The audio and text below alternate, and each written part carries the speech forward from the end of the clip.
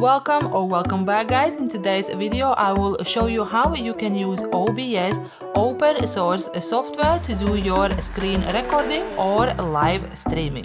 So first of all, you can search on Google for OBS or head to the URL obsproject.com. Now this software will work on Windows, Mac and Linux, so you would just have to first select the right one. So for me, as a Windows user, I will click on Windows and it will start downloading the file. Okay, so you have here some options to read through if you need some help. If you scroll down here, you can also see some screenshots and the instructions, what you need to do, how to run and set up your file, but we're gonna go through it all together. So once you have downloaded your file, just run through the installation process and launch the software. So once you launch the software, it will look something like this. And by far the easiest way how you can get started is by coming to Tools and then go to Auto Configuration Wizard. Now from here you would have to specify what you intend to use this software for. So if you are mainly doing streaming, you would select the first option, optimize for streaming, recording is secondary. Now you can also go for optimize for just recording, I will not be streaming, or you will be only using the virtual camera. So as I'm recording my screen, and yes, I'm recording this screen by using OBS, you can see I have two OBS open right here. Okay, so I will be just using it for recording and I will not be streaming. So if you go for streaming and if the live streaming is something you would like to do, if you choose this option, you can then specify who will be your streaming provider, whether that's YouTube or you're gonna be doing Facebook Lives.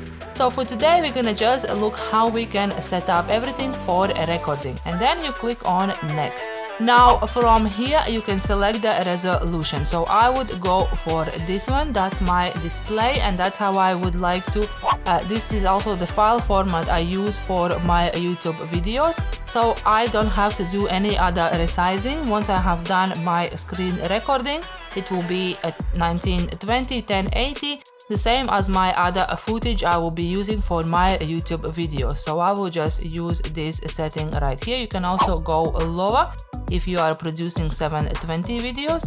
So let me just choose the current one. And now this one is just again how high resolution will be of your file.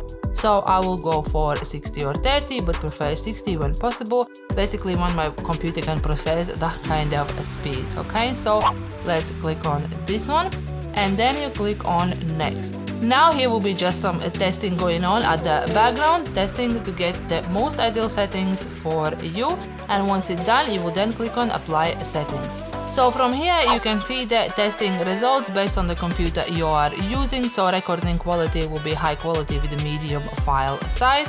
And if you choose to accept this, you can just simply click on Apply Settings, or you can go back and tweak something if you don't like the settings you see right here.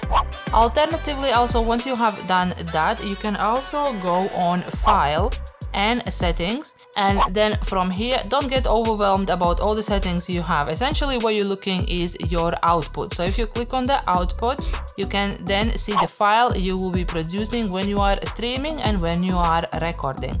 So as a recording, I would like to keep this file format as it is. You can set it up as MP4 if you would like to. And then you can also specify the path where your files will be saved. So I usually just leave it as by default. It will come on my video folder. From the browser, you can just select any other folder you would like to save your recordings. And then again, if you would like to change your recording quality of the output files you are producing, you can select it here. However, bear in mind, the higher quality you are going for, the larger files you will be producing. So I'm always sticking with medium file sizes, and I feel that that actually is pretty decent for something like YouTube videos. Okay, so once you have done the basic settings you need to get started, you also need to add sources here to specify where you want your video to be recorded, where you want your audio to be taken from. So currently you don't have any sources right here. So if you click on the plus icon right here, let's just add display capture, meaning that we would like to record our screen. Now if you click on this, You can create a new one. I will just leave it as a display capture. If you will be recording from multiple screens at the same time, you can specify the name, just something that makes sense for you, okay? And then click on OK, and you will see you have this mirrored type of display. And if you click on OK, you see now you are recording your screen, and you can resize it from here if you don't want to maybe show all of your screen, or if you want to change the display. So if you click on here, okay, you see this is one display you have selected. That's only one that I have currently set it up. Now for the audios, again, if you click on this icon right here, and you can come on audio input capture, so where the audio is taken from. So if I click on it, now again you can give it a name, click on OK, and then right here by default you can just leave it default if you have inbuilt microphone on your laptop. Now I have connected my snowball microphone right here, so if I click on it again and then simply click on OK. So now we have display capture. We are recording our screen and we are taking audio from our microphone. Now you can see here when I'm speaking, you see the microphone is connected and it's recording my voice. So now to start recording, you need to come right here and click on start recording, or if you are doing streaming, you can start streaming from here or start a virtual camera as well. You can also access the settings right here. The same settings I show you under the file. Now let's start recording. Now you can see I'm currently recording my screen, okay? You can see right here. And then once you are done, click on stop.